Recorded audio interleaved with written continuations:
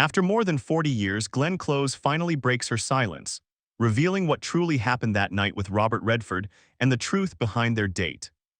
Before the truth could rise to the surface, before Glenn stepped forward to share her story, we must step back into the world that shaped her. Because to understand what really happened between her and Robert Redford, we first need to understand the woman who walked into that moment.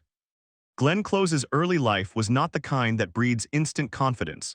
It was shaped by dualities, environments that demanded discipline alongside a spirit that urged her toward imagination.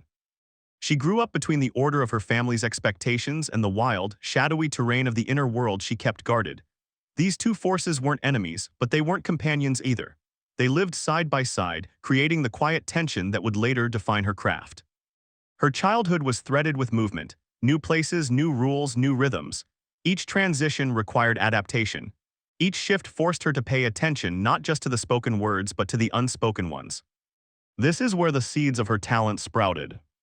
She became a watcher, a listener, a collector of details others overlooked, the twitch of a lip, the hesitation behind a sentence, the weight someone carried in their shoulders. Glenn learned people before she learned herself. It wasn't shyness. It wasn't insecurity. It was survival and eventually artistry. Because when you grow up needing to read a room before you enter it, you develop an instinct that becomes almost supernatural. Glenn Close would one day channel this instinct into characters who felt real not because of what they said, but because of what they couldn't say. But back then, this gift didn't feel like a gift. It felt like uncertainty. Before the world saw her as an actress, Glenn saw herself as something much smaller, someone who loved stories, someone who felt safer inside fictional worlds than inside her own skin. The stage was the first place where Glenn Close disappeared, and paradoxically, the first place where she appeared fully. The lights went down, and she felt a kind of bravery she never recognized in daylight. The constraints she carried in life loosened the moment she stepped into a character. Her body, once measured and careful, began to move with a freedom she didn't know she possessed. She didn't chase applause. She didn't chase fame. She chased truth, and truth has a way of finding its audience. Directors began to notice her ability to shift shape without losing humanity. She didn't imitate characters, she inhabited them. She filled them with contradictions, quiet storms, tiny fractures of longing, and theater rewarded her honesty with momentum she wasn't prepared to accept. Because Glenn still thought of herself as the observer, not the observed. Film is a different beast. Theater forgives. Film exposes. On a stage, grand gestures and soaring dialogue draw the eye. But in film, the camera watches everything, the breath, the blink, the doubt behind the eyes. This should have intimidated Glenn Close, and at first it did. But then something remarkable happened. Film sharpened the precision she already carried. Every microscopic emotional shift, the ones she had spent years studying in others, became tools she could finally use with intention. Her first screen roles didn't scream for attention. They whispered and the world leaned in. Audiences weren't just seeing a character. They were seeing the layers beneath the character, the history, the silent bruises, the dreams left unspoken. Glenn Close had a way of making a moment feel like a lifetime, and even when she didn't realize her power, everyone else did. But humility can be blinding. And Glenn's humility was profound. She wasn't performing to be admired. She was performing to understand people who might otherwise remain mysteries. Which is why she never expected that one of Hollywood's most iconic figures would be moved by her in a way she couldn't yet comprehend. Enter Robert Redford. Not the legend. Not the myths. The man.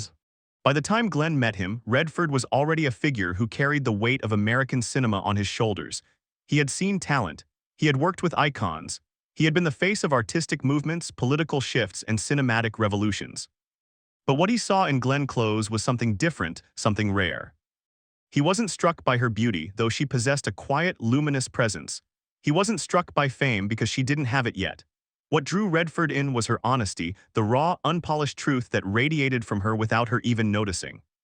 She didn't flirt with power. She didn't perform off-camera. She didn't sculpt herself into someone palatable. She was simply Glenn. And sometimes the simplest thing is the most astonishing. During their early days working together, Redford observed her the way she had observed people her entire life. He watched how she isolated herself slightly, not out of arrogance but out of caution. He noticed how she listened before she spoke, how she entered a scene as if stepping into cold water slowly, deliberately, completely. And Redford felt something she couldn't yet name, admiration so deep it startled him. But here's the twist: Glenn never realized it. She was too busy analyzing her own choices, critiquing her own presence, wondering if she deserved to be standing beside him. She didn't recognize the quiet reverence in Redford's gaze. She didn't understand that someone she respected so profoundly could feel that same respect back, maybe even more intensely. And so the moment passed. A small moment, unspoken but unforgettable. A moment Glenn Close wasn't ready to claim. There are actors who calculate their image, who sculpt themselves into something glossy, something untouchable. Glenn Close was not one of them. Her artistry came from vulnerability, the kind she tried so hard to hide in everyday life, but could never quite suppress. Her lack of awareness about her own power wasn't false modesty. It was the residue of a life spent observing rather than being seen. She didn't try to dominate rooms, yet she did. She didn't pursue authority, yet it followed her. She didn't chase validation, yet people sought to give it to her. And perhaps this is why she missed the significance of Redford's reaction. She wasn't looking for admiration. She wasn't looking for impact. She was looking for purpose. And purpose doesn't always announce itself. Sometimes it arrives quietly, like a shadow beside you, something familiar yet unrecognized. As Glenn Close's career expanded, so did her understanding of herself. But it was a slow revelation, the kind that grows in fragments rather than epiphanies. With each role, she discovered a new layer of her own humanity. The discipline of her youth gave her structure. The doubt she carried kept her hungry. The observation skills she developed turned her into a character alchemist. And the humility she never shed grounded her in a world that often thrives on ego. But the fascinating thing about Glenn Close is this. Even as she transformed into a force others recognized instantly, she continued to see herself as a student, someone refining her craft, someone trying to understand why people suffer, hope, long, and break. This is why her performances resonate. She plays emotion like a musician plays instruments, not loudly, not forcefully, but truthfully. And truth, when spoken softly, can be deafening. Life has a way of looping back on itself, revealing meaning long after the moment has passed. Decades after Glenn Close first worked with Robert Redford, conversations resurfaced, interviews, reflections, memories shared by people who were there, who noticed what she didn't notice. The admiration Redford felt for her. The respect he carried. The surprise he felt that someone so commanding didn't seem to understand the depth of her own presence.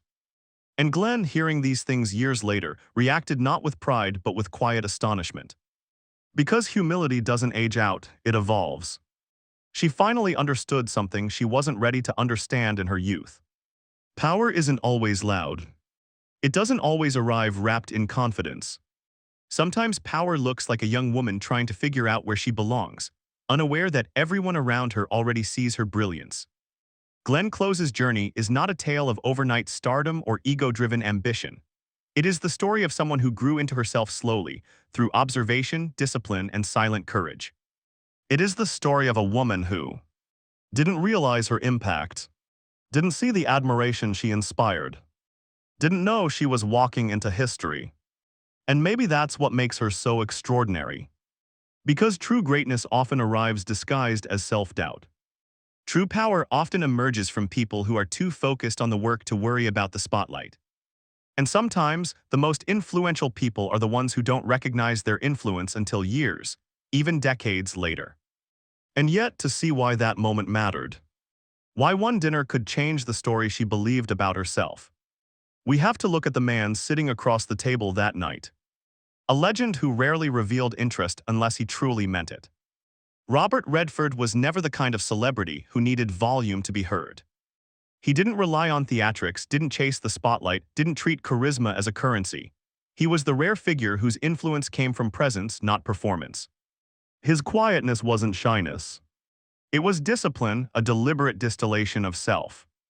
He spoke only when he meant something. Listened with the intensity of someone who understood the value of silence, and carried himself with a gravity that made even ordinary moments feel cinematic. People often said Redford had a look, an almost mythic combination of beauty and introspection, but what they didn't understand was that the look wasn't what shaped him. The stillness did, the restraint, the internal world pulsing beneath the surface, rarely shown, always felt. Before Hollywood crowned him, before Sundance carried his fingerprint, before he became a symbol, Robert Redford was simply a man sculpted by losses, choices, and second chances. That history carved out something deep within him. A reverence for authenticity, a hunger for truths, a profound respect for anyone who showed up unmasked.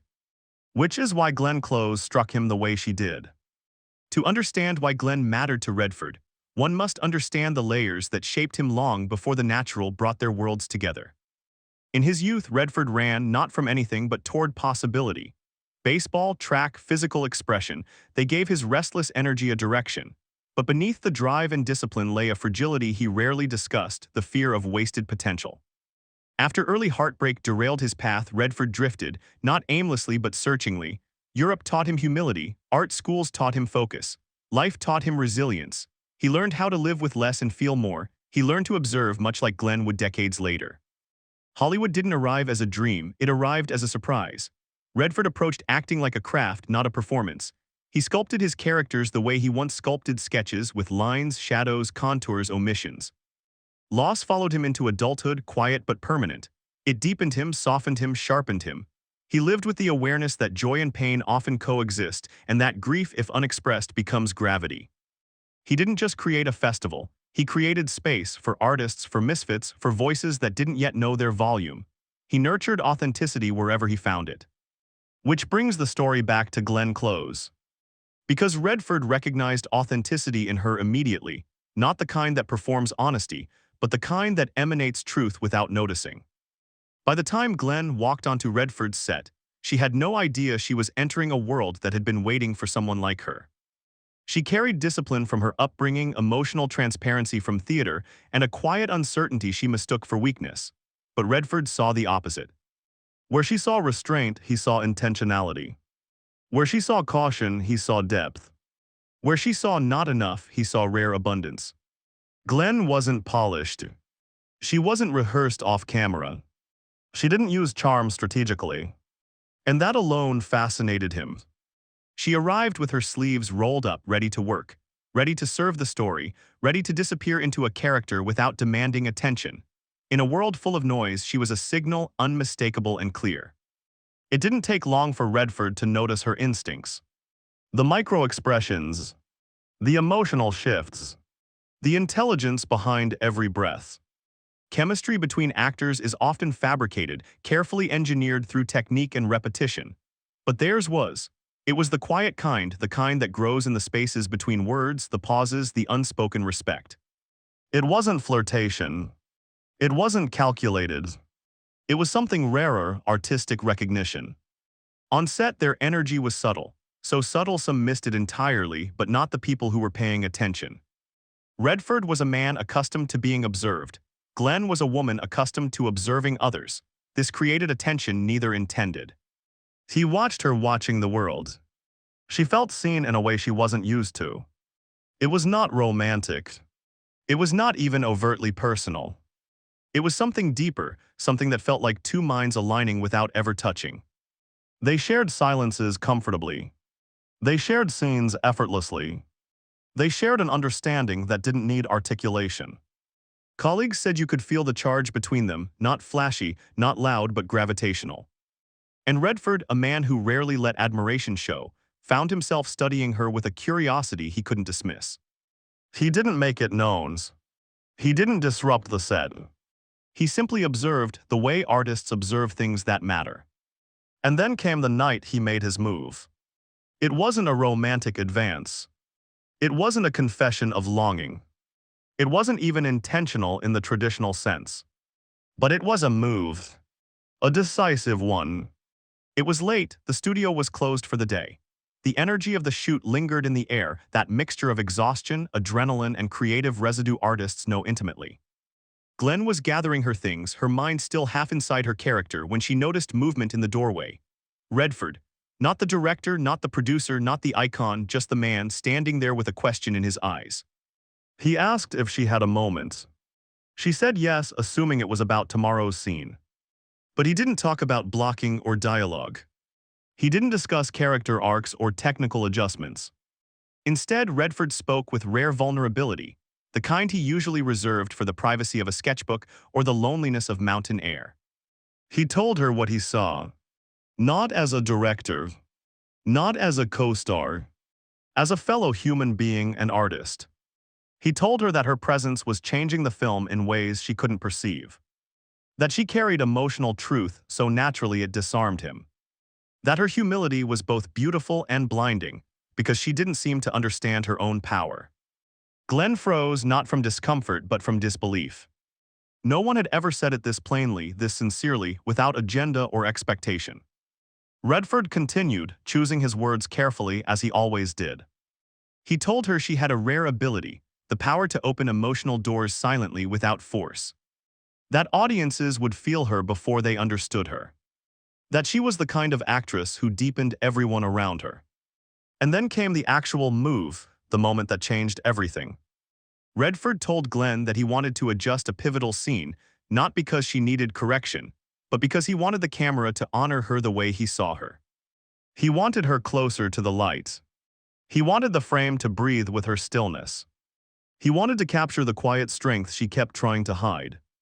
It wasn't flirtation. It wasn't inappropriate. It was artistic clarity and emotional bravery. Because Redford was revealing something Glenn had never heard spoken with such conviction. You don't know how powerful you are. Her throat tightened.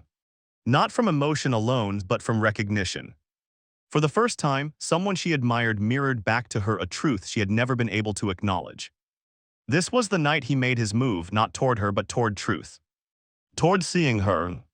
Toward pulling her into the light she deserved but never claimed.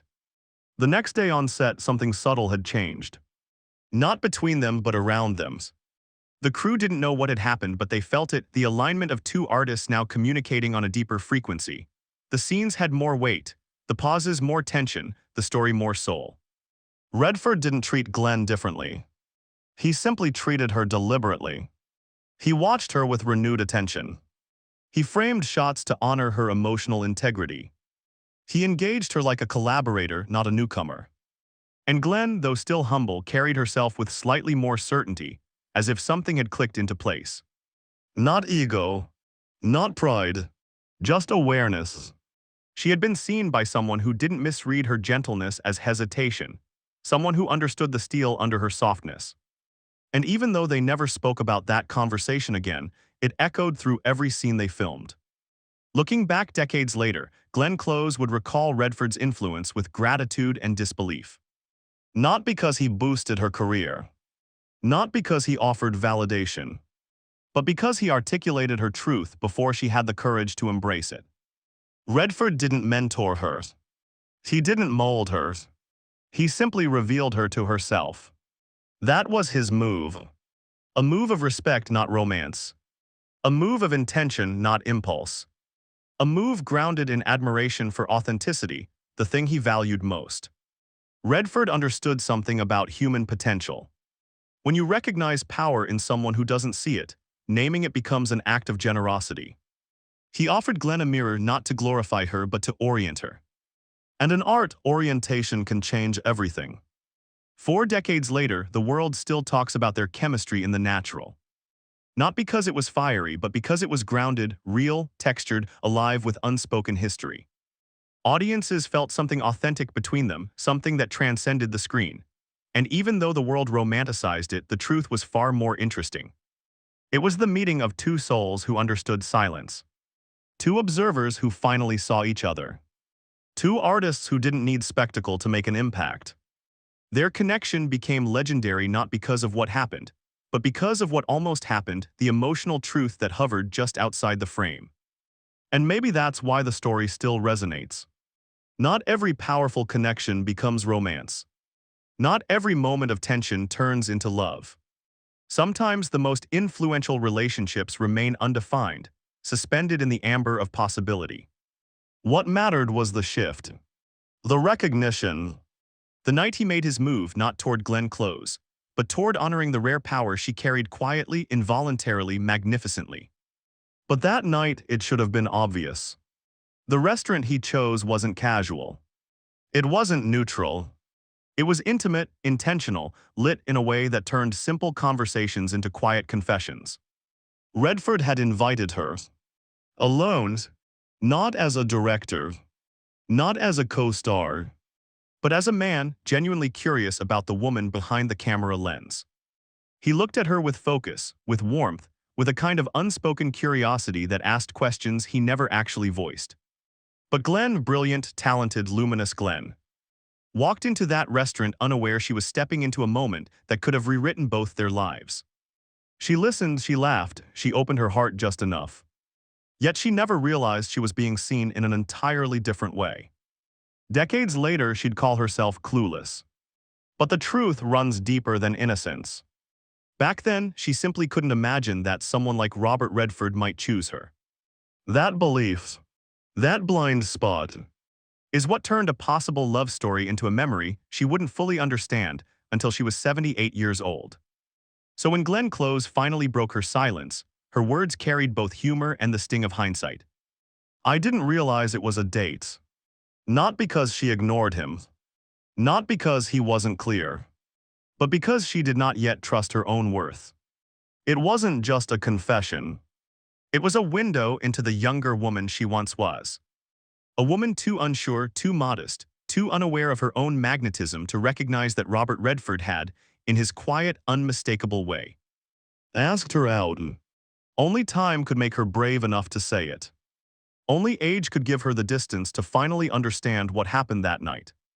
Only now could she see the truth glowing through the past. He wasn't just being polite. He wasn't simply celebrating the movie. He was interested in her. And she missed it. Glenn doesn't speak of regret, she speaks of awakening. She speaks as a woman who has lived enough life to finally honor the younger self who couldn't see her own value. Redford went on to build his world, his marriage, his legacy. Glenn continued her rise, shaping American cinema with performances that became part of culture itself. But that night, that quiet dinner, remains suspended in the air between them.